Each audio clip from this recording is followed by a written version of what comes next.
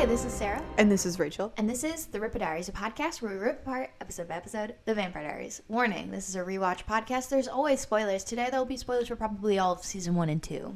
Yeah, definitely. This week, we're doing our 1-year anniversary episode. No, episode of the show, just recapping, talking about the podcast from the past 2 seasons, season 1 and 2. Yeah. Just talking about some of our commenters. We're going to read some of your guys' great comments. We're going to talk about just general things from the past 2 seasons, maybe some bloopers. We'll see. Yeah. Yeah. Fun stuff. Yeah, it's crazy that it's been a full year of the Rippah Diaries. Yeah. And it's crazy that perfectly aligned with finishing seasons 1 and 2. It's like a really nice, rounds out well. Yeah, no, I wasn't even really thinking about it when we recorded, but yeah, I guess every week, 22 episodes. Yeah. Yeah, it works. And some specials thrown in there. And now it's been a year. Yeah. Weird. We started out in a dark, echoey gym, as our comments like to say. Yeah, the dark ages were for real season 1. Yeah, generally. literally. Yeah. Yeah, and the echoiness, which we still have issues sometimes, but we're getting better about, hopefully. Yeah, it's somehow a year in, and I still feel like we're trying to figure it out. Yeah. But I think overall, it's getting better. It's more tolerable, hopefully. Yeah, you guys tell us, but I think it's gotten a little better. Every single comment is like, you guys are so echoey. We can hear your mics rattling. Yeah. We're asking for it now. Yeah, we definitely are. But yeah, I think overall better. Definitely started just 2 girls in a dream. 2 girls in a Vampire Diaries. We really whimsically just decided to do this. Yeah, we did. Yesterday actually listened to the pilot, our pilot episode. I'll be honest, I can't. Okay, it was not that bad. The quality was not that bad, and it was weird because we didn't describe the episode at all. I don't know where the show has evolved a lot, our show, in terms of how we talk about the show. Yeah. And we didn't talk about the episode. We just had talking points, and we're just this is what happens with Elena in the episode, which maybe our tactic was because it was the pilot. It's a little treated differently. Yeah, I think that might have been our thinking. I'm not sure. But it's hard to talk about a pilot. There's nothing to really dive into. But it was just funny how different it was. It was just structured so differently than our usual episodes. Now we've got a nice routine. And hopefully people like the describing the episode a little bit more in detail. I think it's a lot easier to follow. It's nice because it brings stuff back. You don't remember that things always happen in the way that they happened within the episode. When you're just watching, listening to this podcast, you might be I haven't watched this episode in a while. I don't know if I remember. So I think it's nice to describe what actually happened. Yeah, I think so too. It also, I don't know if it would be easy for us to talk about it in a way that's not just going in order. I feel like we have to do a little description, but open to comments, thoughts on how much description we do. But totally. I feel like we have to do a little. Yeah, it's some amount. How else do we know what we're talking about? I don't know how we did the pilot. Just vibes. Yeah. Which the pilot wasn't actually the first episode we filmed. Technically, we of course did a tester episode before that because we're very serious podcasters. Yeah, obviously. Yeah. And this was actually born out of watching the show, obviously. We were in the middle of a season 3 rewatch, as we always are. Of course, yeah. We had been working our way through it for a few months, just kind of slowly. Obviously, we've seen it so many times, so we were just watching it, and we would spend so long talking about every episode. Yeah. And I don't know who had the initial idea. I don't think it was me, but I don't know who did. No, I feel like it was literally producer Shay, because Shay would sit between the 2 of us while we would watch, and we would be talking over Shay.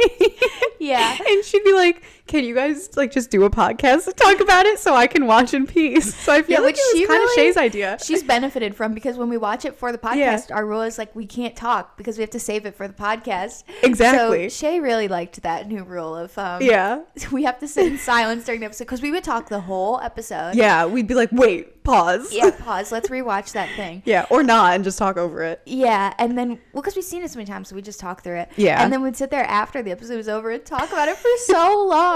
And then the next day, it'd be we lived together at the time. We would be in the kitchen making breakfast or whatever, and be so about that Vampire Diaries episode last night. I was thinking about it all night. Yeah. It just came to mind. And we were you know what? Let's actually try the podcast thing. Yeah. And so we filmed a test episode of season 3, episode 2, the hybrid. Yeah. Which is crazy because we're about to be there again. I know. It seems unreal. I also I don't remember what we said at all during recording that episode. So we'll have to like pull back some clips and compare. Like I wonder if our like feelings would still track a year later. I know. I feel like a lot of our cadence and like the things we talk about probably would have to change because it's just, you know, now we've done 40 some episodes of this. Like, true. We've formed a new way of thinking and talking about stuff. Yeah. So I am curious how it would compare, but yeah, maybe we'll drop some clips from that for you guys as a little bonus. Yeah. Yeah. Yeah, it was a fun time. I do think it convinced us obviously to do this. Yeah. And of course, in doing that, we had to come up with a name of the Rippah Diaries. Oh my God, yeah. Which we went back and forth for like a decent amount of time of trying to pick a name. But I feel like Rippah Diaries was suggested pretty early on, and it was the only one we could remember. Yeah, even now, I'm like, I don't remember anything else we really talked about, except like one or two we'll mention. And I looked like back in our like shared notes, like our notes app and stuff. There weren't even really many written down. I didn't see any actually.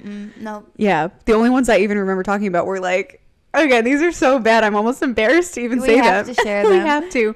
Well, so like least embarrassing. We also talked about like the Rippah Pod, like something there. Yeah, like, we were like, Rippah do you podcast. shorten it? Do you put podcast in the name? Yeah. It has to have Rippah, but yeah, obviously the Rippah podcast. It was better to make it more similar to Rippah Diaries. Exactly. Like to have the Vampire Diaries logo be the same. Yeah, exactly. But yeah, so we had talked about Rippah Podcast, Rippah Pod. Yeah.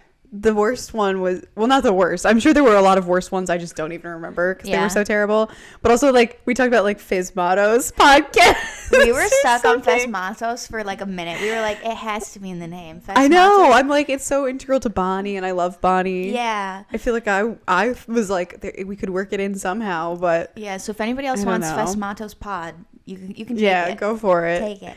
Yeah, even though we're saying we hated it, like, but I like the idea of Fizmatos, but I do like the idea of it. Rippah Diaries, like rolls off the tongue. It just stuck in our brains. So hopefully you all like it too, because I just like saying it. So yeah, I do too. Yeah. Also, I like it because I always refer to us as the Rippah girls. Yeah, like it's just funny. I like the Rippah. I think it's funny. There's something about Rippah that just really works, and it's unique to Vampire Diaries too. Exactly, unique to Vampire Diaries, and we touched on this in the finale, but so integral to the show, like in Stefan's character, and like I know I'm excited for season 3. I know. I'm so excited. So many good moments in season 3. But anyway, we'll save all of that. Yeah. So it's come a long way, I suppose we could say about I think so. The podcast. I hope so. Yeah. And I'm excited, or like it's fun that we actually got to do the 2 moments that I think really inspired us to do a podcast. Yeah.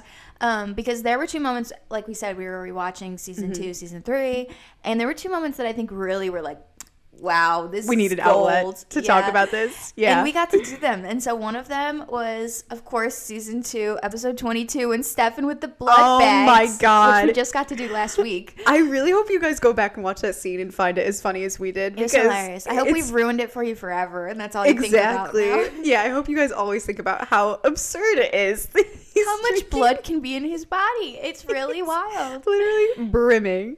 And of course, the other iconic moment that was iconic to us that we actually got to do was season 2, episode 6, Tyler's neurotic, bitchy little twit line about Caroline that we love. Yeah, that is, I think we said this in that episode, but that is literally like that screenshot is our group chat. It's still our group chat like photo. Message. Yeah. Yeah, it's just so, he was so wild for that. I love that line. Me too. Love that scene. Insecure, neurotic, bitchy little twit. It was so good. He popped off. Yeah. So those were 2 moments while watching that we were like, we need a podcast.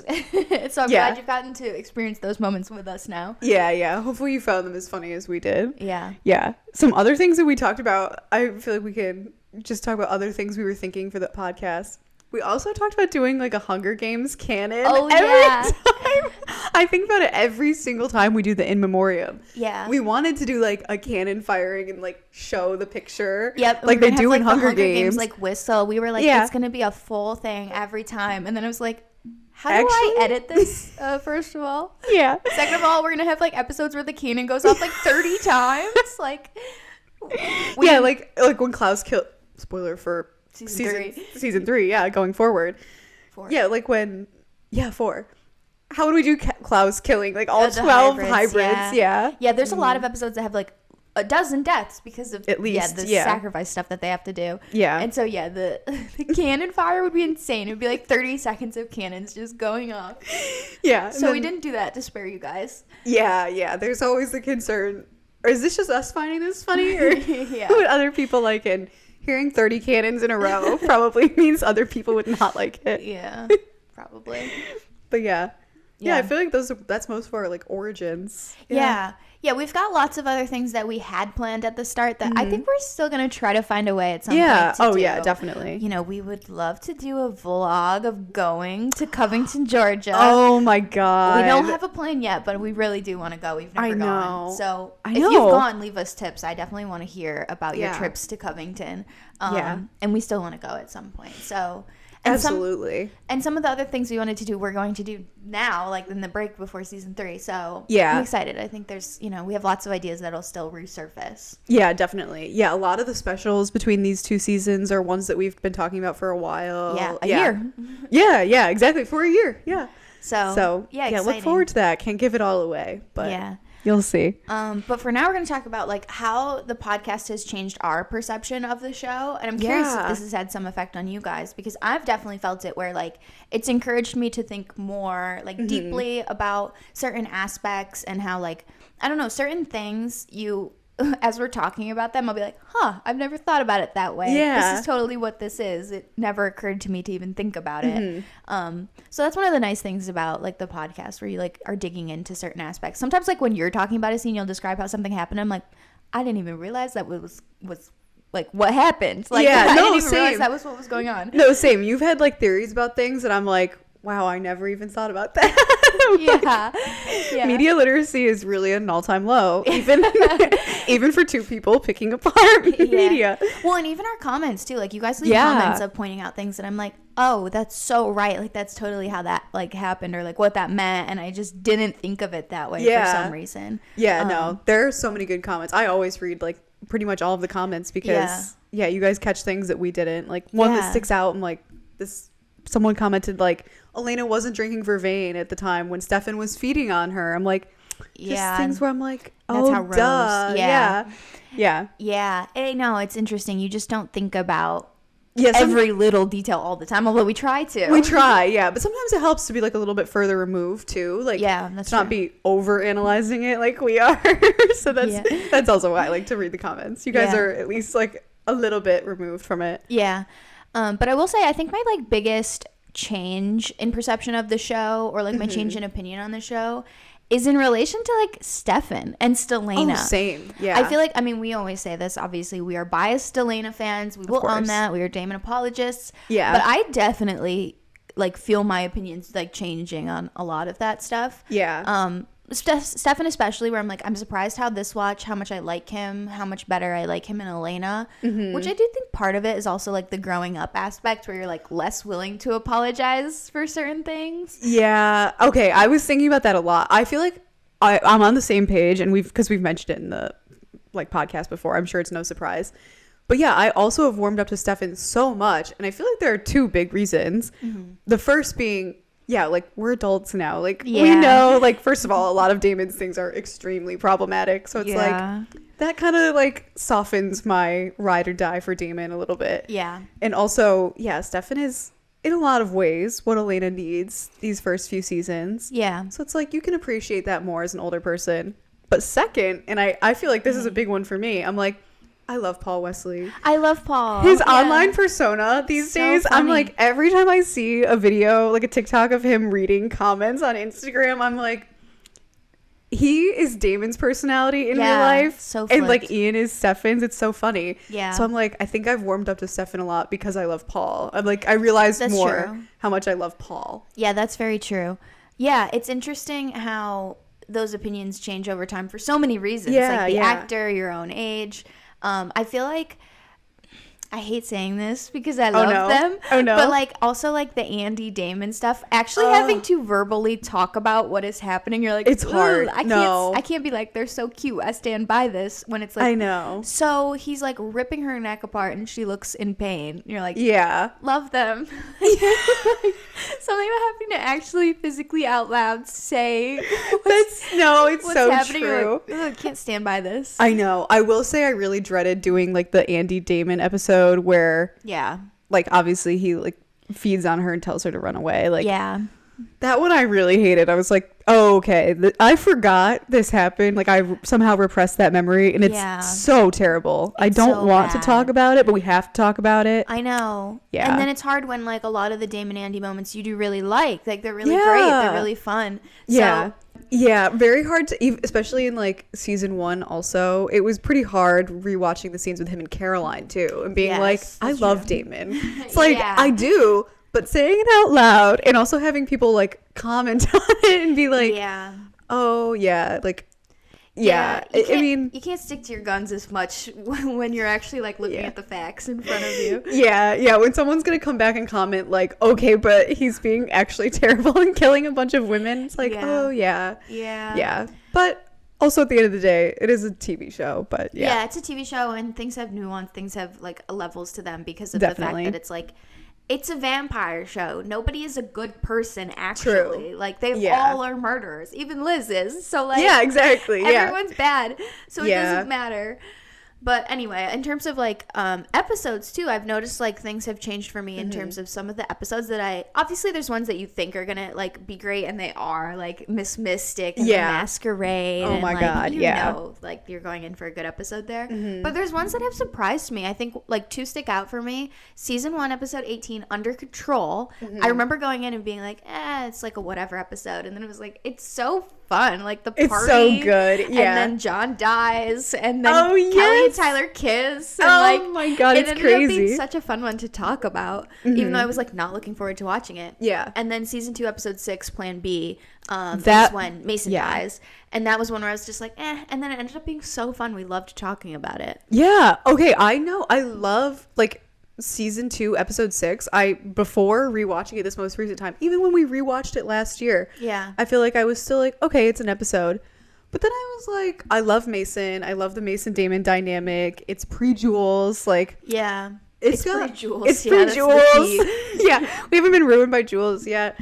Yeah, I really loved recording that episode, talking about that episode. Yeah, it's just there was so a lot good. of the teen dynamic. I think that was the Tyler one with the neurotic Richie Little whatever. It is. So it's like, I think you're right. Like fun teen dynamics. It's like silly. Yeah, I just enjoyed that one a lot. Yeah. Oh, speaking of teens, another thing that I feel like changed for me in the show, this is like less episode specific, but thinking back to season 1, I also felt so much more sympathy for Matt. Oh yeah. Rewatching it this time. Yeah. I said this in the season 1 recap, but it's pretty much kept to, like, my sympathy for Matt is pretty much like kept to season 1. I know, I'm already over him. Yeah, I'm already over Matt. Like, there will be no flowers for Matt in the season 2 recap, but in season 1, he's a very sympathetic character, and I liked the Vicky arc a lot more this rewatch than usual. Like, I agree. I usually skip a lot of first of all, I usually skip like episode 2, 4, or 5 when I rewatch. I do like pilot, 3, Friday Night Bites, and then I like, honestly, I think I skip past like most of Vicky's stuff because it's all set up. But this time I was like, okay, actually I really like this. I like the way it builds out Matt's character also, because he's given so little. I'm like, at least he has his relationship to Vicky. Yeah. And then I also mentioned this in the finale of season 2. I like the way it's going to come back in season 3. I was just going to say, I'm really curious to see what our reactions are in season 3 as she comes back around and see like how it impacts. Because obviously, like, it's so different in season 3. She's an antagonist. So like, who knows what we're going to think of it this time around. But I felt so differently about him and her this watch that I'm really curious. Yeah, we'll see. I'm not sure how I'm going to feel about it. And it's been a while since I've watched season 3, like a year. Yeah, because we never finished. We ended up having to stop because it was too confusing to be watching season 3 and recording season 1. So we haven't, other than like what we've been recording for you guys, we haven't watched like other things. Yeah, really. No. And we only, when we rewatched last year, I think we got as far as like 1912. Yeah, that's what I was gonna say. I remember stopping at 1912 because I was like, I can't do it anymore, guys. I can't. Yeah. Also, my brain is confused. Yeah. Because we were in the ghost arc, so all the characters we were talking about being alive in season 1 were like back as ghosts in season 3. It was so confusing. It was very confusing, especially for Sarah. But yeah, just generally, yeah. Yeah. Yeah. It was hard to stay on top of it, but yeah, we stopped at 1912 because it was like that's also kind of like a 1 or 2 episode lull. Yeah, for in season 3. Yeah, so I'm excited to finally like get through season 3 for the first time in 2 years. Woo. I know, it's been a long time since I've seen like the season 3 finale. Yeah, Heart of Darkness, Dangerous Liaison. Yeah. Need I go on? Yeah, I know. I'm excited. Yeah. But I'm excited also to post about these things and get to interact with you guys on socials about them. We love talking to you guys on Instagram and TikTok. Those things have obviously grown so much in the year that we've started the podcast. Yeah. And I love the little like community that we've created. It's so fun. You guys are always sending us stuff. Like we get sent the clip of all the product placement in the Vampire Diaries like every few days. People just know that we love that. Like we always are getting tagged in videos of like Klaus's stylist. I'm so excited for it, season 3. So I love that you guys know that we appreciate these things because they're great. I know.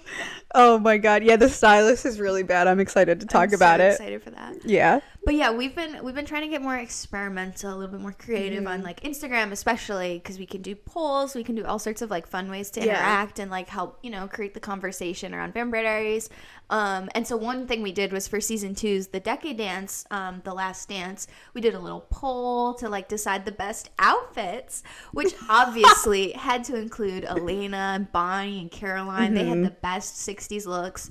And then you need a 4th to just round it out. So let's throw Damon in there. We loved his leather pants. Yep. And you guys voted Damon as the winner. I was livid. I was like, these people. I voted for Damon. I was like, I love Yeah, I was like genuinely like I was so shocked, and Rachel was like, this is the crowd we've pulled together. Like these are our people. Yeah, the Damon fans. Yeah, that's it. To be fair, it was close. Damon won with like 27 and Caroline was right behind him with like 26%. So okay, that's fair. It was close, but I was like, how did Damon win best dressed? He's in a black shirt and black pants, which he wears every single day. Also over like Bonnie, Elena. Yeah, Elena's iconic purple like hippie dress. Yeah. I was like, you guys. Yeah, Elena's outfit is probably like top 10 most iconic of the whole show. Yeah, they were like, Damon. He wore leather pants instead of regular jeans. He wore his usual all black, but he still killed it. Yeah, it's so funny. Yeah. But yeah, speaking of funny, also another thing we did was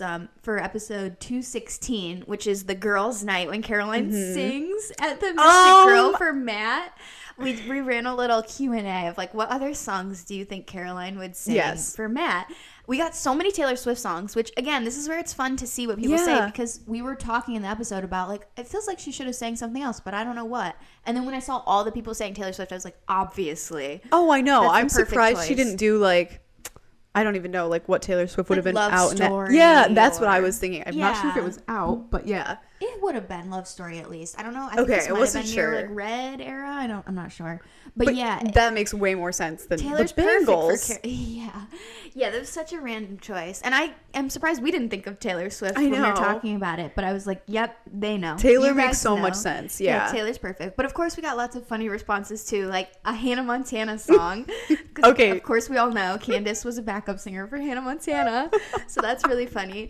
That would have been really good. And then of course we got some calling out Matt and Caroline's relationship, like "Hot and Cold" by Katy Perry, which I was my god, read them to filth. That is so funny. Oh, that's true. It's so accurate. Yeah, even right now going into season 3, I don't remember, are they broken up or are they back together? They're broken up. They're broken up. Yeah, the last episode. Yeah, next one she's gonna be all about Tyler. So. Yeah. Oh my god. But yeah, it's so funny. A lot of the times we use the polls to break ties for best song. That's one that comes up a lot, where one of us feels very strongly about one song and the other disagrees. And so you guys help us break polls there, which is great when you side with me. Yeah. But except for one time when we were split too. We were like, we don't really have a favorite. So we did Yeah, Yeah, Yeah by New Politics and The Fellowship by Smashing Pumpkins right up against each other for episode 205. And you guys tied the votes exact. Like the exact number of votes for both songs. It was a perfect tie. It was like, we're never doing a poll again. This didn't help us at all.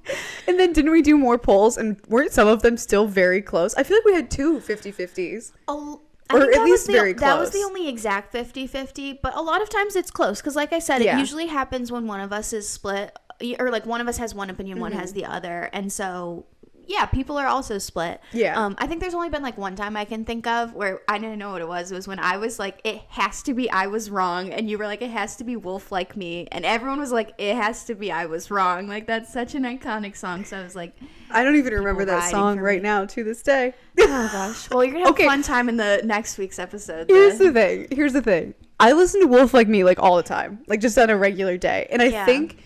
I will say, this can be my little sidebar to defend my music choices. A lot of these songs I listen to every day, so I always go with those. I'm like, if it's part of my daily rotation, of course. But, yeah, that's the funny thing. We definitely have a different ideology about how we choose the songs, which definitely affects the choices. And so that's where the polls sometimes get affected too. That's where they come. That's where they help. Yeah. My favorite poll was when it was in the... it must have been the 60s dance. The last dance, I was like, it's gotta be I Think We're Alone Now. And you picked the Mamas and the Papas song. Yeah, Dedicated to One I Love. Yeah, Dedicated to One I Love. Thank you. Couldn't even remember even now. But yeah, you all voted for I Think We're Alone Now. So I won a lot. Thank you all. Even though it was kind of an 80s vibe song. 80s / Vampire Diaries, because it's like the remix by Birthday Massacre. Yeah, I was pissed. I was like, that is the most 80s song ever. How could they pick that song? We had a lot of back and forth about this in the group chat. There was a lot of texting. I was angry about other things in my life, and I was taking it out on the poll. I will admit to that. However, I was livid, and I listened to the song. I don't know if you listened to my earbuds, but I listened to the song about 1,000 times, both of them, like the 80s one and this one back and forth, and I came to the conclusion... I just don't like the song. I just don't like I Think We're Alone Now. And that was my... But I listened to Dedicated to the One I Love, like, genuinely, like, at least a few times a week for years. I love that song. Yeah, So that was where I was biased for a song that I listened to rather than a song in the moment, maybe. But I don't know. I still stand by it. Klaus dedicating it to her. I'm like, that's such a... No, it makes a lot of sense. And I think the reason for picking I Think We're Alone Now is like the original was written in the 60s. The Tiffany 80s version is a cover. Yes. So I guess that's the rationale. But however, we did pre-talk about this in the group chat, like we're saying, but they're definitely emulating like the Tiffany 80s version. Yeah. And then it's like the Birthday Massacre cover. So it's like a weird blend of a lot of things, and it's kind of random. Yeah, that's my problem too. Is I'm such a stickler for historical accuracy, which I know nobody else cares about. But I'm like, I Think We're Alone Now is fun. I'm just a stickler for accuracy. So that was also why it just bothered me. Yeah, but the rest of us like to have fun. Yeah, the rest of you. Whatever, you won your poll. Me and all the poll voters love to have fun. Love that. But yeah. So we're always having a good time in the polls. It's always fun. Yeah. We're always having a good time in the comments because now we're gonna go over some comments. Oh my god, yeah. I have so many fun comments to talk about. Yeah, I went through all of the YouTube videos and I pulled like, first of all, so many comments, and a lot of them, I will say, if you don't hear your comment being discussed, we're also going to potentially talk about some comments in like a longer comments theories call-in episode where you can, call in, leave us a little voice message or write us something if you'd rather do that. And we're talking about those, and I pulled so many comments, but I'm going to try to stick to the ones that are more like a little bit brief. Like we'll just talk about them quickly and move on. So I'm going to pull out the phone and let me read some of these comments because you guys say both the funniest things and also like the most like insightful things, as we've already kind of talked about. Yeah, good theories and stuff gets us thinking. Yeah, I'll kind of go, I guess I'll go in order of like when the episodes happen, because that's how I that makes sense. Just like pulled them from the videos. In season 1 episode 10, Joanna commented and said, and this is an episode where we're talking about like how Stefan's bloodlust is weirdly sexual. Oh yeah. And Joanna commented and said, maybe Stefan relates his bloodlust to sex because of Katherine. She made it something sexual, and that was his introduction to blood. I love your podcast, by the way, so thank you for that. But yeah, I thought that was so insightful. I'm like, that actually makes a lot of sense. It definitely does. And same for Damon, like why he's always going after women. Yeah. Like, there's something there. I feel like that was a very insightful little thing I just wanted to give a shout out to. Yeah, I think that makes a lot of sense as a theory. I think like we talked about in that episode, there's definitely something to be said about like passion and strong emotions. That too. Just triggering hunger. That comes up all the time. But I think it's very valid to, like, also question the fact that, like, Katherine was, as we saw, feeding on them in, like, very intimate situations. Definitely. And so, like, it's not surprising that it's something that would become very entangled for Damon and Stefan. Yeah, definitely. Maybe Caroline, too, with Damon. Who knows? Yeah, yeah, maybe. But yeah, I thought that was a really good point. And then in season 2, episode 1... Messer Lynn 60. I'm gonna botch all these usernames. I want to give you guys shout outs, but I'm probably, some of them are also just like random numbers and letters. You're just gonna have to guess if it's you. If it's you, you might know, you might not. Okay, this was the episode obviously where Caroline turns, and they commented and said, I think that Bonnie immediately agrees that Damon should give Caroline his blood because she blames herself for the fact that Caroline's in the hospital since Matt told her that the crash happened because of Tyler getting the headache and everything. Which, yeah, Bonnie, again, she feels so much guilt for them. Like, this was all her fault. Kind of looked over that. Yeah, I think that's very true. I think that Bonnie does hold a lot of guilt about saying she despelled the Gilbert device and not despelling it at all. Yeah, and that leading to so many of her friends and people she knows dying. Yeah, literally, Tyler's father died because of it. Yeah. Anna died because of it. Yeah, Damon almost died. Damon almost died. Was saved because of Bonnie. Because she probably felt guilty. Yeah, exactly. Yeah, we don't talk enough. I think we did actually talk about it a lot. But we don't talk enough about Bonnie's little guilt in the beginning of season 2. Yeah. But yeah, I thought that was a really good point too. Oh, this is another one where it's letters and numbers, la. I'm not sure. You'll know if it's you. You'll know if it's you. This one was just a funny one that I loved, and I have to read it like it's written. This episode is so good. Parentheses. Elijah and Elena had so much potential as lovers. They did. You're right. You're so right. You're so valid for that. I just thought it was a funny parentheses to put with this episode is so good. Yeah.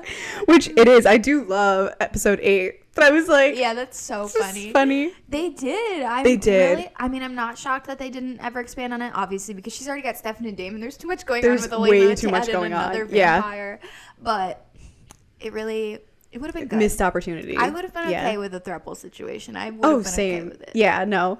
Yeah, I don't know. Elena also just has so much chemistry with everyone. Because I also see a little bit of her and Klaus in season 3. Yeah. We'll get to it, but yeah. We get a lot of comments like that of people saying, like, Nina has chemistry with everybody. She does. No, she really does. No, she really does. But Daniel is a standout for me. Yeah. Oh, yeah.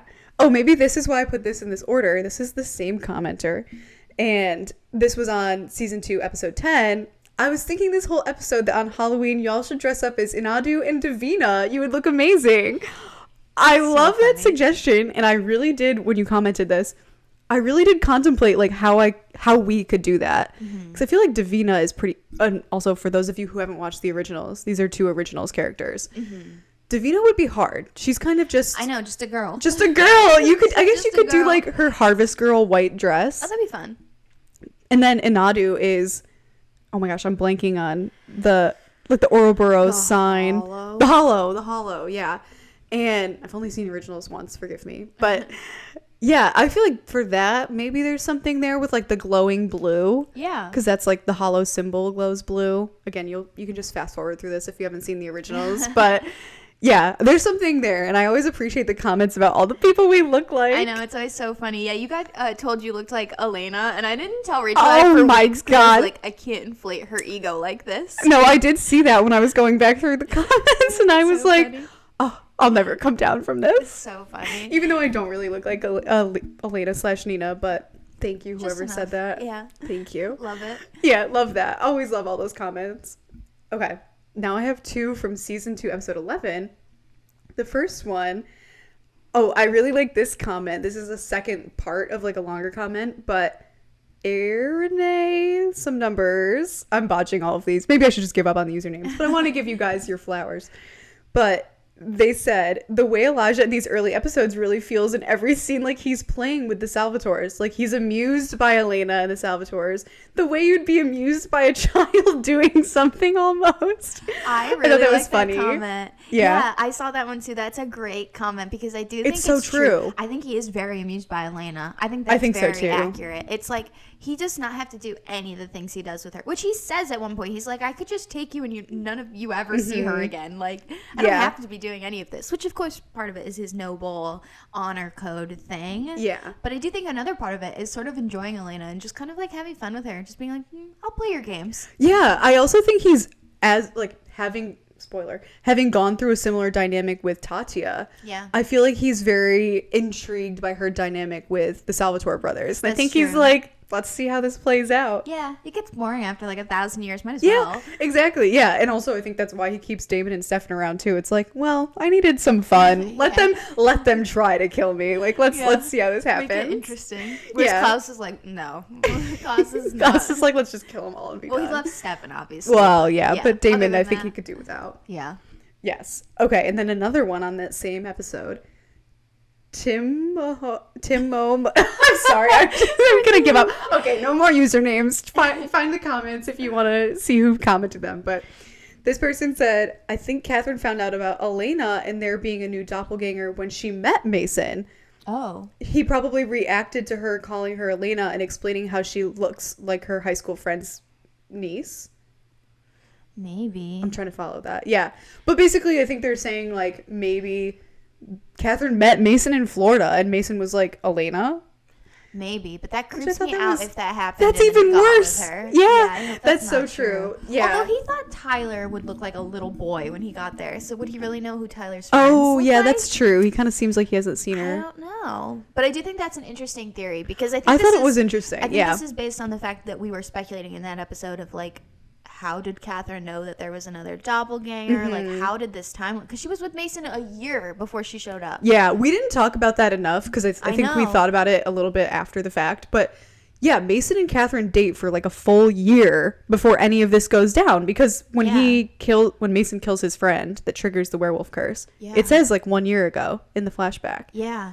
What? Which would be before like Elena's parents even died, before Stefan and Damon came back in town. Like, she was on the trail fast, which is really weird. Yeah, it kind of doesn't really make sense how long she had been orchestrating this. Like, it does because it seems so Katherine. Yeah, it's so Katherine. But realistically, like, how did she know anything about this? I don't know, because I can't imagine John or Isabel would tell her. Maybe Isabel did. I don't know. It could have been Isabel, because we know Isabel sought out Katherine like shortly after she was turned. Yeah. And they had been around that sort of time. Yeah, and they had been kind of besties, it seems like, basically that whole time. Yeah. But would Isabel really out her own daughter? I don't know. This gets into our usual debate of what's Isabel's morality. I didn't pull this comment, but speaking of comments, someone else commented like how Isabel is such an interesting character because the more you think about her, the less you know about her. Like, it's true. Like, that's really. So true. We go in such circles with her. Yeah, I think I've changed my position on what I think about her since watching her season 1 episode. Yeah. I just don't even know what to make of her. But I don't either. I know none of her, like, it doesn't make sense. Which I guess that's the whole not, like, humanity thing. But yeah. I don't know. But that's a larger discussion. Yeah, but either way, I thought it was interesting, the fact that it could have been reversed. Like, Mason somehow, like, introduced Katherine to the idea. But yeah, it is interesting to think about. Yeah. It's one of those things you'll just never know. We don't know. We'll never know. It's purely speculative. But we love to speculate here. That's why we're all here. Yeah, that's why we're all here. On season 2, episode 18, I also have a few comments. This person said, these were 2 back-to-back. They're unrelated, but I love them. This person says, Ghostly Reina says, Damon was right at the end, not gonna lie. Stefan is a snitch. He definitely would have told Elena and would have jeopardized the plan. The plan being to have Bonnie fake her death. Yeah, this would have been the last dance. Yeah. Truthfully, who cares about Elena's feelings compared to defeating Klaus? Like, she'll be all right. First of all, I love Stefan is a snitch. I thought that was so funny. Stefan is so true. Snitch. So true. But also, I guess that is a good point. Like, yeah, Elena's going to be hurt, but at the end, you're trying to defeat Klaus. I don't know. Emotional torture for eventual physical, saving. I don't know. It's such a line. It's like Elena definitely wouldn't choose that. No, of course not. So, yeah, I don't know. I see what they're saying. And I see Damon's justification in it for sure. Do I agree with it? I honestly still don't not know. Sure. But I do agree Stefan's a snitch. We'll always agree with that. Yeah. The next one is literally one word, but I wish we had thought about it. It has to do with Klaus being in Alaric's body. They just commented, Reclaus. Why did we not say that? That is brilliant. Thank you, user -QX2JD, blah, blah, blah. That is brilliant. I wish we had thought of that. We're going to go back and re-record all of season 2. Bleep over it. Like, you just hear a voiceover. Reclaus. Every time we're like, Alaric Klaus. Yeah, just we're going to record over it. But I thought that was brilliant. Yeah, we should have called him Reclaus. Yeah. That was good. Literally one word comment, but I love it. Yeah. Okay, I had a lot from... I guess The Last Dance probably had a lot of comments. But meaty episode. Yeah. This one is... There's like a conversation, but Aaron something commented, I always wonder how Klaus compels Dana when he's in Alaric's body. So surely he wouldn't have vamp powers. Like, if he doesn't have to be invited in, surely he isn't able to be compelled, to compel people. Little bit of an inconsistency there, but I can look past it because it's such a good episode. Love the pod and the outfits.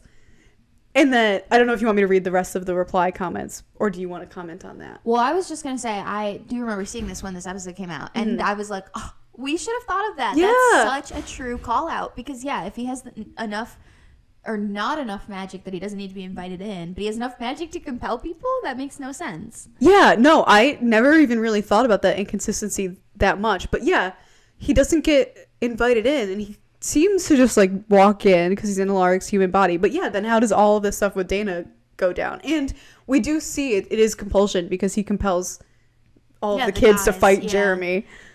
Yeah. So it doesn't make any sense. It makes no sense, but I did like the comments, and I do think one commenter had a really good point that could make it make sense. The next comment says, I think maybe they just cut the scene of Alaric being invited in and let the audience to just kind of assume he was invited in because it's not the most important detail. So I thought that was a good point. But then this one, I think, really explains it. This person, Caleb, said, I just assume that when people body hop, they maintain the mind powers they have. Like implying the body is human, but your mind maybe is still... Kind of like the Travelers. Yeah. That's interesting. So I thought like that was maybe a good justification. Yeah, I mean, it's like a loose, like way to... Yeah, it's like, it's probably just an inconsistency in the show, yeah, but it is interesting to think about the things that it could apply or not. Because the other thing that came to my mind was like maybe Maddox can apply some sort of spell that allows him to keep some sort of... Because Maddox was like basically compelling Carol with his magic. That's true. Yeah, he did the whole phone call thing. Yeah. So who knows if that could be a situation or if it is just as simple as keeping something about your mind, but... Yeah, I don't know. It is a weird inconsistency ultimately. Yeah, I don't know. But I did like the little point about it could be, someone like your body not having the powers, but your mind. Yeah, that does make sense. I thought that was really interesting, and I wish we had talked about that during the episode. Yeah. So I'm glad we got to talk about it now. Yeah. Okay. Oh, 2 more, actually. Okay. This one is from the second to last episode of season 2. Sugarman said... Oh, this is a really long comment, so I'll give like the one line that I really, really liked. This person is saying they don't understand why everyone loves Elijah, and they said, it's funny as most women seem to love them both. From a guy's perspective, Elijah is the worst as he doesn't have a noble bone in his body. Which I was like, I kind of get that. He doesn't act very noble in what we get of him in season 2. Like the finale really does a lot to break our trust. That's true. But a little bit later in the comment, they said something that we were laughing about. I did pre-read this one to Sarah. Most of these are a surprise for her, but I did pre-read this. This person said, let me make sure. Oh, I guess you guys are suckers for the British accent. Imagine them as Americans. You'd see them differently, I'd bet. It's like, I have to read that because it's so true. You're so right. You're not wrong. If they were just American, I'd be like, oh, Klaus and Elijah. I hate that. Yeah, there's a reason Enzo, who's an American, is doing an English accent. Even these guys, Daniel is not English, yeah, that's true. So. Yeah. Yeah, it's so funny. I know. It's kind of true. It's so true. Yeah. It is. You called us out, and I thought it was good to have a little call out in this section. We're always willing to be called out. Yeah. And then the last comment I have for this episode, Strife93 commented on the season 2 finale, so a recent one. This one was so funny. I was laughing hysterically.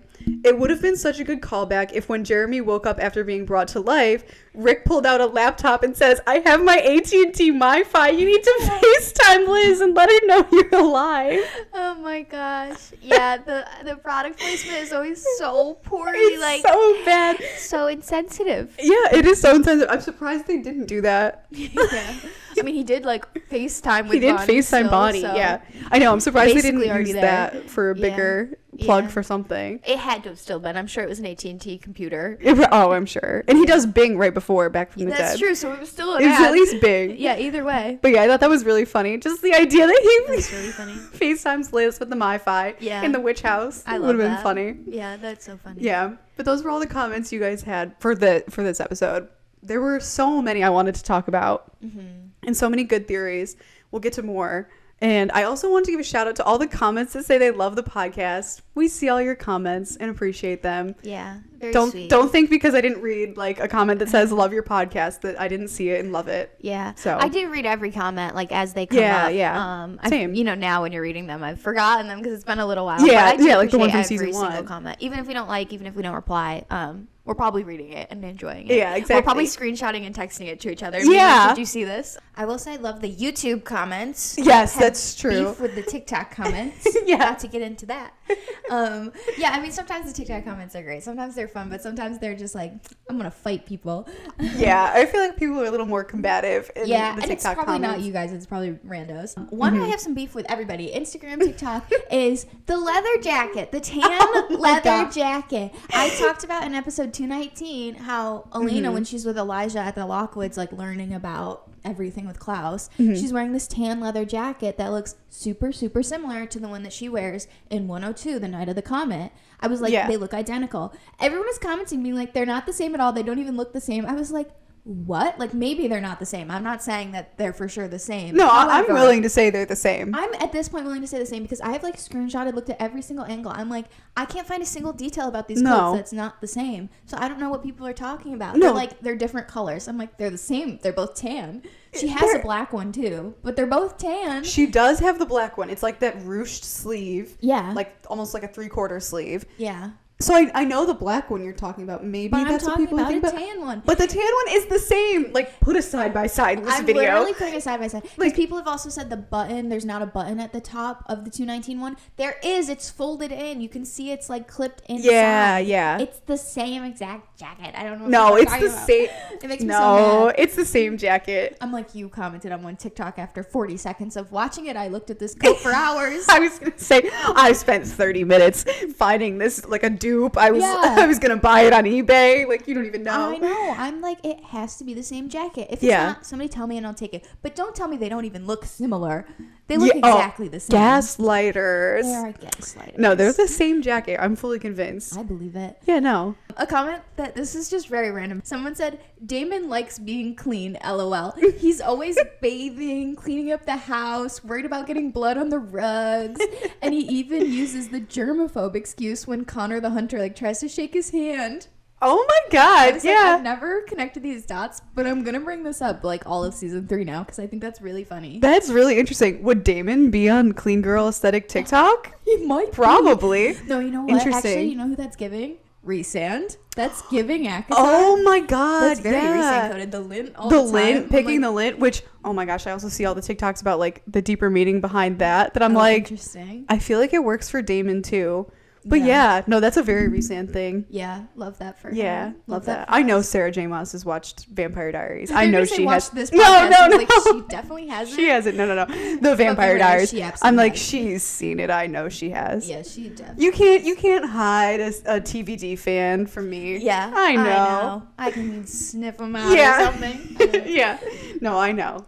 But anyway, very recent coded. Yeah. Anyway, we'll talk about more comments, like you said, in the special that we're gonna do in a few weeks. But from socials, we're gonna transition into more socials. Our most viral clips and things we posted from the podcast that have really resonated with people because we're just throwing stuff at the wall. I'm just posting stuff and seeing what people like. It's of course always interesting within this community of what you guys comment on. It's kind of stuff you expect in terms of resonating with certain scenes. They're things that are popular in Vampire Diaries culture, I guess. Yeah. But some of it isn't. It's like stuff will like really randomly just get like a lot of views, hundreds of thousands of views, and you don't always expect it. So we kind of want to look at some of those and replay them for you and then talk about what resonated with them. So the first one we're going to talk about, probably one of our most, if not our most viewed clip, like with 400,000 views on Instagram, was talking about the funny shot of Damon lurking behind Stefan. Oh my God. I love the shot that they do there because they zoom in on Stefan like watching Mason walking away, and then they quickly like whip pans to Damon standing next to him all of a sudden, and I love it. It's really good. That's such a funny one because it's such a short little clip. But obviously it makes sense why it resonated like on socials where you can actually see the video clip. So if you haven't seen the clip we're talking about, you gotta watch the clip. A little hard for the audio listener, but no, the shot is funny. I mean, if you want to go look it up, not in the podcast, it's season 2, episode 5. But yeah, it's just really, I think that one resonates. I feel like people like seeing like a good shot. I don't know. I feel like that's, I don't know any other reason why. People appreciate like a creative camera angle, and it's funny. It is people funny. on Instagram can comment like the GIF of like the moment, which I think a lot of people did, which is funny. So it makes sense. It's just a cute little, quick little shot that's just like, it's just funny. You might not even remember it, which is maybe why it did so well. So yeah, that's true. I do think that's good. I think people always like, also when you like pull back something that you might not have caught on a first watch. Definitely. So speaking of that, actually, the second clip, one of our also most highly performing on TikTok, was Damon, Stefan, and Elena in the morning in bed with Stefan's foot. Iconic. Roll the clip. Damon goes in and wakes him up, and of course, Elena and Stefan are in bed. Elena has on like a camisole, but like Stefan is shirtless. And Damon comes in, Stefan pulls the sheet over him like he's... Yeah, Stefan has to cover up. Damon can't see. Which Damon's line is brilliant. He's like, if I see anything I haven't before, I'll throw $1 at it. It's like, brilliant. Because, really, Stefan, what are you hiding that Damon can't see? He sure does all the time. I don't know. It's so funny. He doesn't even like cover up Elena. Like he covers up himself. It's such a good scene. It's such a good scene. And for anyone who's not in like the, like TikTok fandom or anything like that and hasn't seen the convention clips, there's some pretty behind the scenes funny things that just the angling of the cameras, there's some things to be suggested. We'll definitely post a meme on our TikTok. There's some scenes to pull. It's pretty funny, so we will definitely post that. Definitely. That's such a funny one. I don't even care. That's a pretty I don't even care how many people commented and were like, you guys are annoying. Like it's just so funny. The number of commenters, it's his foot. Like, okay, I don't care. It's still funny. Also, like I said in the clip, like it's a popular thing that gets talked about at cons all the time, which is partially why we even noticed or talked about it. I don't know if I would have noticed if Ian wasn't talking about it. No, I know. I think that's why like the clip did so well, but I also do think it's really funny because of Damon's quote. If I see something I haven't seen before, I'll throw $1 at it. I always forget that's in there too, but that's such an iconic. So funny. So funny. And Stefan's like covering himself, which people were like, he's covering Elena. I was like, maybe, but he's still mostly covering himself. He mostly covers himself. She's also in a tank top. Yeah, she's also in a tank top. She doesn't need to be covered. Neither does he, but so funny. Yeah, I like that one. That's a great clip. I love that one. Me too. Also love the next one, which I remember this was our first clip that like popped off on TikTok. And this was of course talking about Damon and Anna meeting in the town square, and it obviously being freezing. Also on that Anna and Damon scene, that scene kills me because it's so clearly freezing outside. Yes, I noticed. So I've noticed you can see their breath. Yeah. I've noticed that in previous episodes because it's pretty obvious. Yeah. And also Anna looks like she's freezing to her death. She's nose so is cold. Red. Yeah, she's so red. Yeah. Even Ian, his hands are like really red and like they just visibly look freezing. Yes, they look so cold, which I get it, like for Damon especially, you want him to be in his leather jacket. It's his thing. Yeah. But can we get Anna a real coat, please? Like, but even then it's like, why could we have not moved this conversation into the grill when we were planning the filming schedules and we were like, oh, it's gonna be like, let's get the grill below freezing, let's just do it in the studio, like let's not make our actors go outside. I don't know, why did they do that? I have no idea.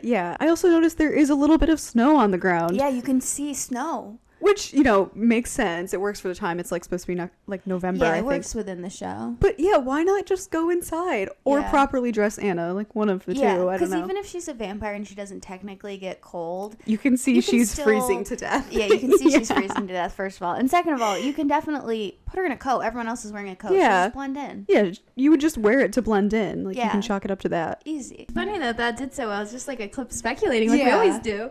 Yeah. I think a little bit of it is sort of what I was saying with like the shot to Damon from Stefan. People love little like behind the scenes / like things you never noticed before. I think people really like seeing that sort of thing. Yeah, I agree. Again, it's the Damon and Stefan and Elena in bed situation. It's anything you haven't noticed before is always like fun to point out. Mm-hmm. And I think something like this too, again, behind the scenes, like something that is like about the actors, is about the actual filming, is like really fun to like notice. And like I think so too. The redness of their noses is not something you pick up the first watch. That's because we've watched it 1,000 times and we're like, you can see their breath in this scene. You like see Anna's freezing to death.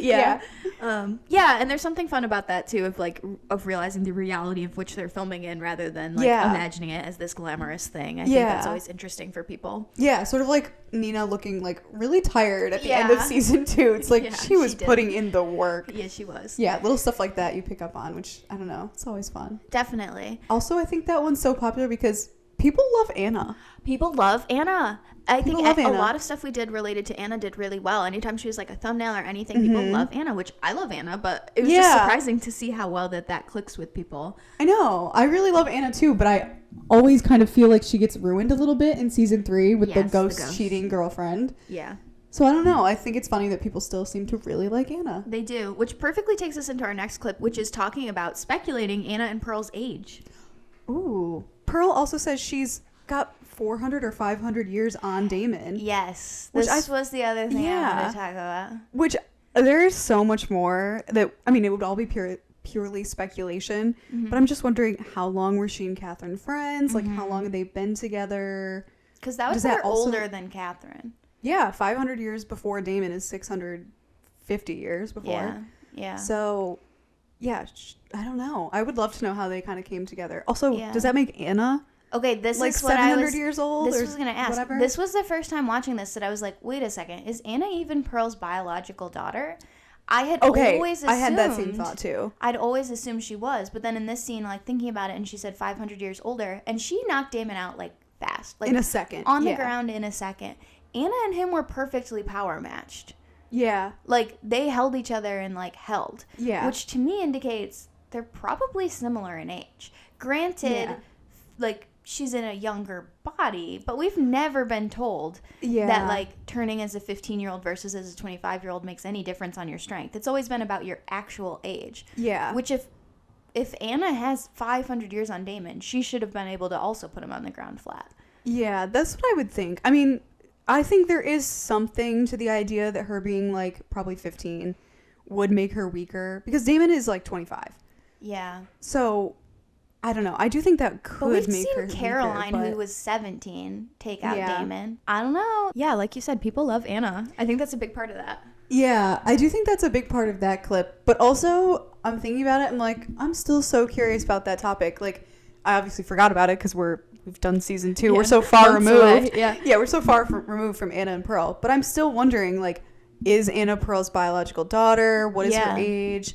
And we didn't talk about this in that clip, and I don't think we talked about it at all, but a lot of the vampires are 17. They're still, like, children. Yeah. So, I mean, even if Anna's, like, 15, I don't know. I feel like... Is that big of a difference? Is that big of a difference? Yeah. I feel like she must be just younger, and therefore probably not Pearl's biological daughter. Yeah. I don't know. I mean, I think I saw in those comments, too, that people were like, it just chalks up to vampires being inconsistent about strength and power and how people... compare against each other, which I think is very true. Yeah, that's true. Because, like, the Caroline overpowering Damon moment is when she's supposed to be, like, super emotional. So that's how she's able to... Yeah, the lines definitely blur. And it's obviously, like, they probably just didn't think about it this hard as the writers. They weren't expecting it to be dissected like this. No. But here we are. I still think it's very interesting. And, people love Anna. Yeah, people love Anna, and they wish they knew more about Anna and Pearl, like, we do. Yeah. So it resonated when we were talking about it, that people were like, we also want to know. Yeah. Something else that always resonates is just whenever we talk about outfits, looks, makeup, we've had lots of clips do really well of that. Specifically, Katherine in 1492 talking about how much we loved the curly hair, the green dress, the necklace. Yes. It was such a great look. Again, Elena's tan jacket got a lot of views. And Elena's makeup we've talked about several times and had several of those get lots of views. People love, and we love Elena's naked Urban Decay smoky eye looks. Yes. Her heavy concealer looks. It's so era appropriate. So era appropriate. So it looks so good. Yeah. Speaking of era appropriate, Caroline's outfits that we like to hate on, those always do well, and that people are mad at us for hating those outfits. They're very 2009, which is fine if you like that, but we don't in that way. So we never like those. But yeah, people always like that. And then another person, of course, everyone always likes is Bonnie. Of course. So our last clip is us talking about Bonnie always being left out. Oh. So the Miss Mystic girls are on their float. Meanwhile, Bonnie is just in the crowd cheering along. She looks so happy, to be fair. She does. But why does Bonnie not get to be included on any float? She planned the Miss Mystic Falls float with Caroline. Yeah. And I know she didn't compete in it, but still, she doesn't get to be on any floats. Because also, like, the next float over is the football team with the cheerleaders, and Bonnie's a cheerleader.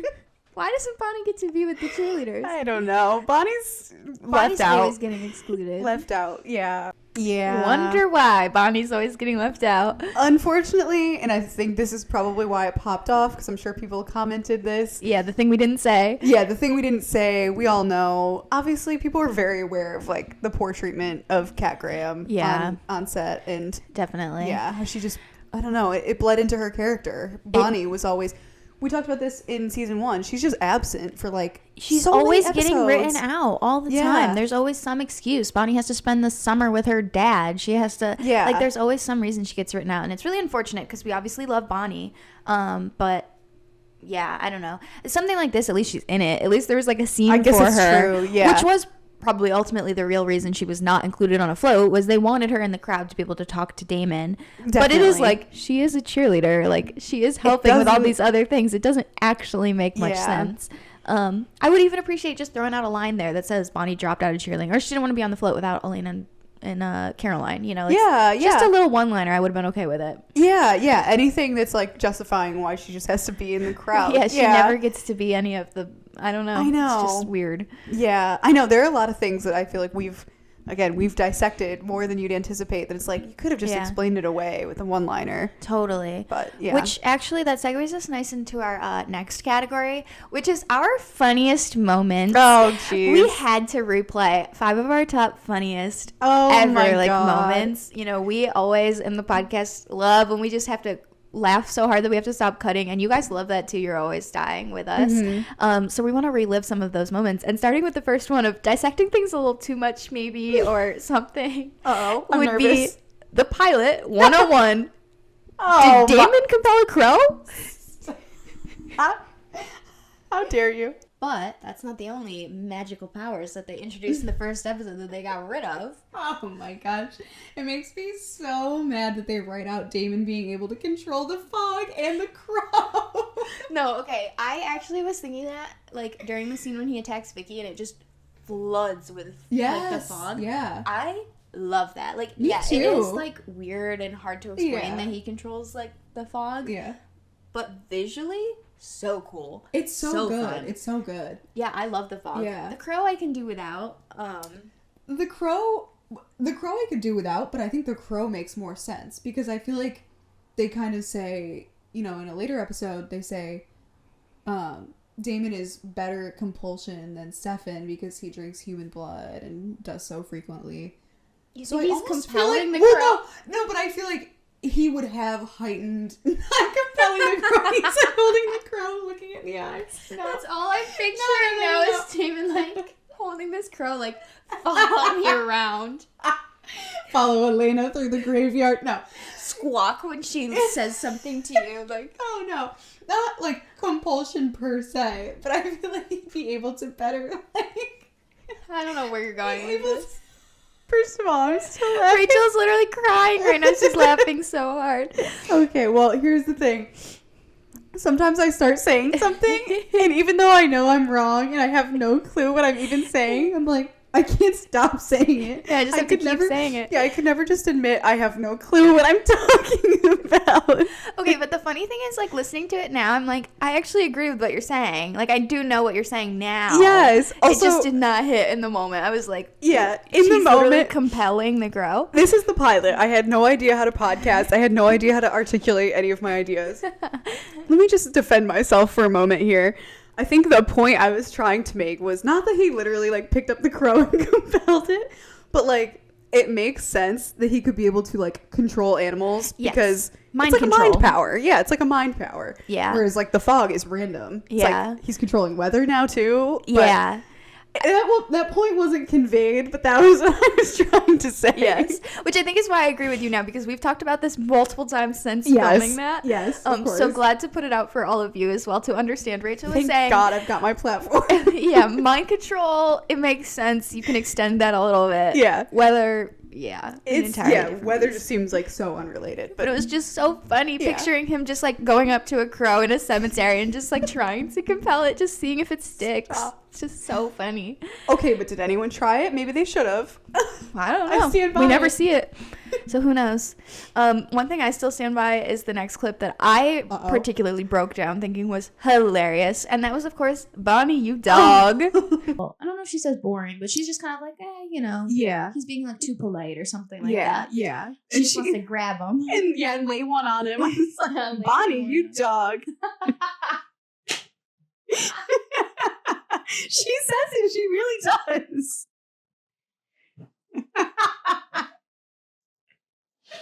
Cut. I don't lose it often, but when I do, I just lose it. It was funny because it's not even that funny. You just said, Bonnie, you dog. This is what happens when you're filming a podcast with your best friend. You're like, everything you say is hilarious. Exactly. I know the number of times where I'll just like think back on something that you said. I know, and be dying. LOL. I know. I listen to each episode like 12 times because I have to edit it every which way and whatnot. And then now I listen to it just for fun, and I'm still laughing every time. I'm like, wow. So funny. I go into work, I'm riding the subway, whatever, just cackling to myself, listening to the podcast. So some things just really hit. But it's so funny, like anyone who's just audio only, I am mostly a silent laughter a lot of the time when I really start laughing. So it's funny in that clip how you can only hear you laughing and I'm just like silence, just gone. Yeah. I mean, it's just me laughing at myself. Yeah, but I was losing it. I was the reason we had to cut. But anyway, the next one, I think we both lost it, was of course the iconic season 2 episode 2, Newsy Boy Jeremy. Oh no. Ring. He's like, he pulls off the ring, which we don't see, but he gets the ring off and he's like, I'll shove this ring so far up your ass you really have something to choke on. It's pretty good. Damon is like really putting him in his place, but no, that's not my favorite funniest part. Oh, okay, that's my best part. My favorite funniest part in this conversation is when Jeremy's threatening Damon and he says, I could blow the whole lid off this thing. It's like, no, I could blow the whole lid off this thing. I like, burst out laughing. He's gonna just scream like vampire in the town square. Like, what is he thinking? Yeah, I don't know. Also, why is he saying like he's like a 1950s newsy? He's like, I'm gonna blow the whole lid off this thing. It's gonna be on the top of the morning papers.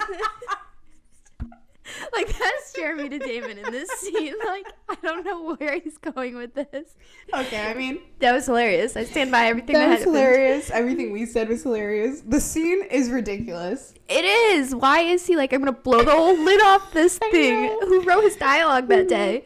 Yeah, so funny. It's so funny. I can't wait until we get another Newsy Boy Jeremy scene someday. I know. I hope we do. Oh my god. In the Hunter era, that would be hilarious. Oh my god. Yeah. I also love the Damon Jeremy dynamic too. Like, just the Damon saying he's gonna shove the ring so far up his ass. Yeah, we were already so giggly because that scene is just funny. Those two have a great dynamic. Yeah, I noticed when you started playing the clip, we were like already giggling. So I was like, oh god, we've already lost it.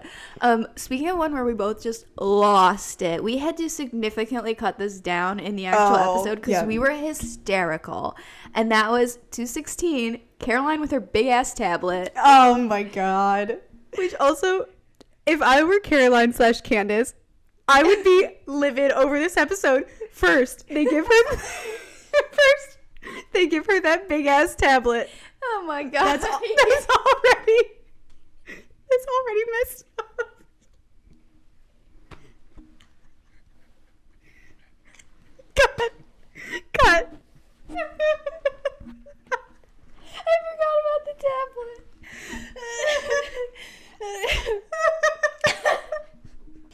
both genuinely lost it in that clip so hard that we were both silent laughing. You couldn't hear a thing. You couldn't even hear. I still am like tearing up laughing at that. They did Candace so dirty in that episode, and the tablet is just the biggest offense. It's so funny. And I remember when we posted that clip, people like didn't get what we were saying. They were like, "She's a good singer." It's like, she is a good singer. That's not what even was funny. That's not the problem. It's that she was singing for Matt Donovan. Yeah, exactly. Together. That she had to have this huge tablet product placement. Oh my so god, funny. Yeah, they did. Oh my god, they had been doing so many like Ford Fiesta product placements leading up to this that it's like it was building and building how much they were doing Caroline dirty. Yeah. And then the huge tablets, like, it's not about the song. She's a great singer. No one's saying she's not, but it's Matt Donovan. It's a big tablet. Yeah. And it's that weird jump across the...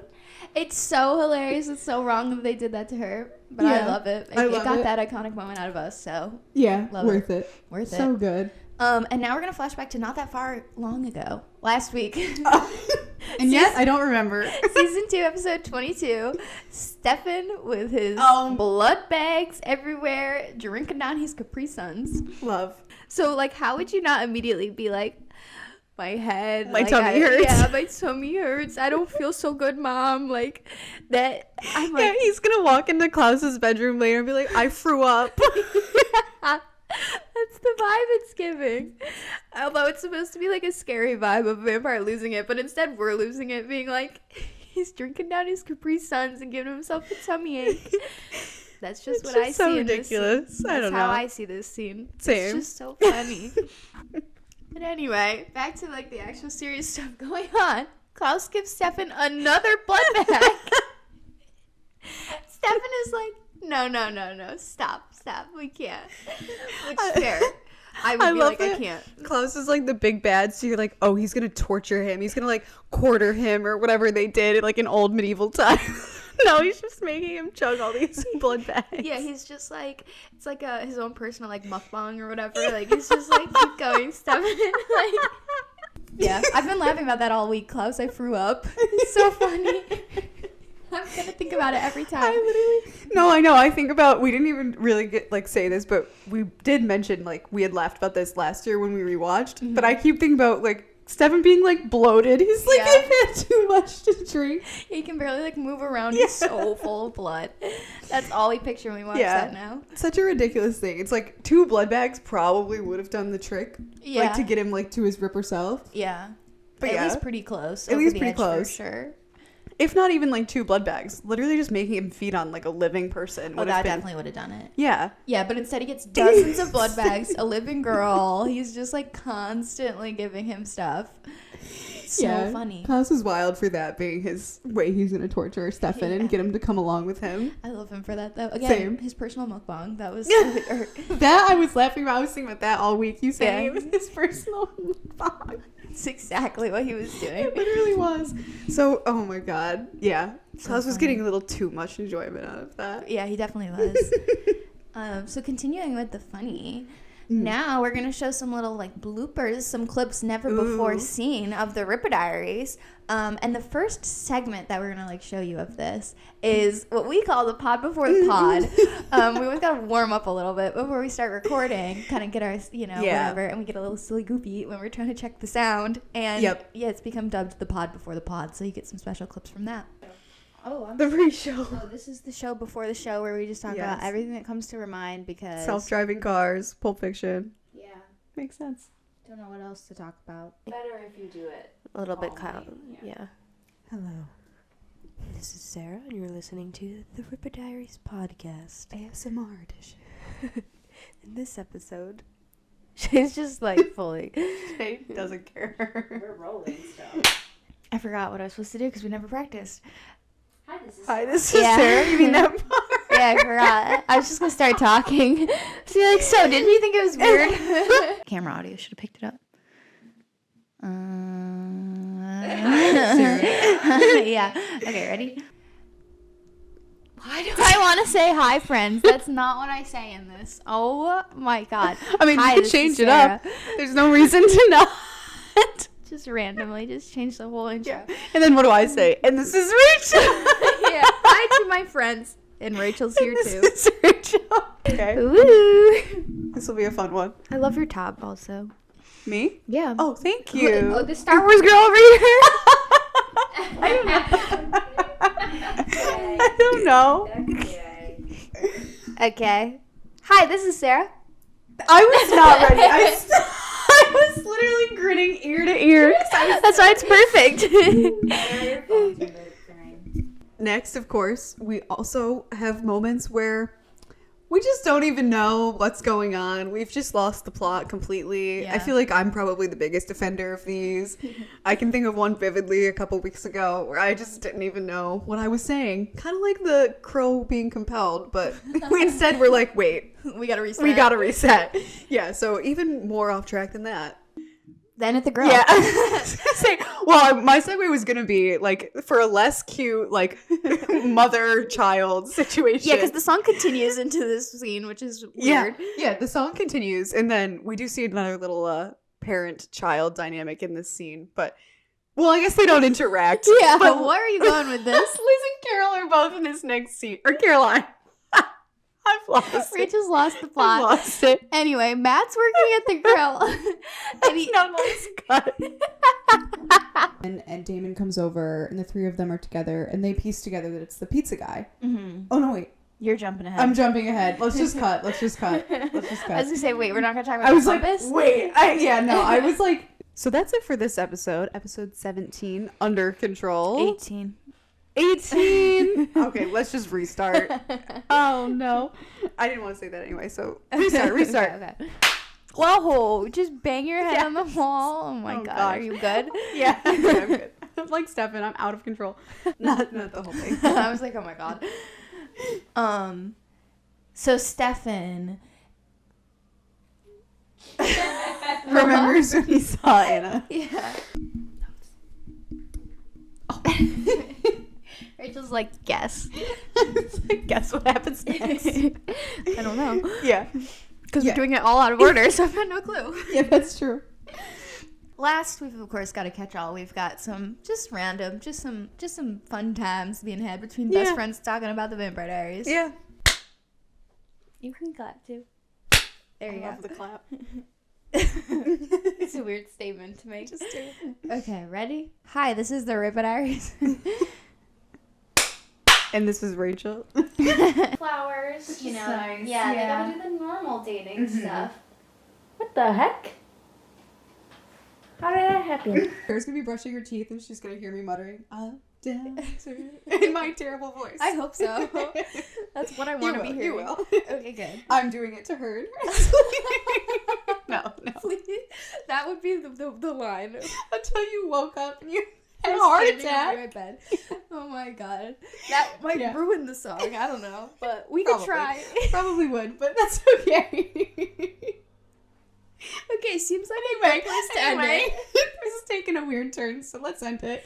Seems like a good place to end it. So that's it. That is 1 year of the Rippah Diaries. Yeah. There you have all of our funny comments, our funny clips, our funny moments, lots of funnies from season 1 and season 2. But the real season 2 recap will come next week. So join us for that. We'll do a recap just like we did for season 1. Yeah, definitely excited to, fully look at season 2. Mm-hmm. It's always a fun time to reflect on how much happens in 22 episodes, because it's a lot. Yeah, I feel like I barely remembered the opener of season 2. Yeah, so we've got to do that before we get back into season 3, but we'll of course be returning with season 3, episode 1, The Birthday, on May 30th. Mm-hmm. Until then, we have lots of special episodes planned, including Vampire Diaries themed trivia, a special episode about the humanity switch, and some other fun topics that we'll be releasing as we get a little bit closer. So stick around for all of that fun stuff as well before we get into season 3. Yeah, and you can, in the meantime, catch up on season 1 and season 2 with our socials. You can watch the clips we talked about on Instagram, TikTok, do all of that. You can listen to the song playlist. We have season 1 best episodes, season 2 best episodes, all of the best episodes in one playlist. And to really catch up, you can watch season 1 and season 2 on YouTube, or you can listen to the podcast on Spotify and Apple Podcasts. Yeah. And I think that should be your fill of the Rippah Diaries. Yeah, you've got lots to catch up on before we get back with season 3. Definitely. So thanks for watching and or listening to this one. We'll see you next week for the season 2 full recap. Bye. Bye.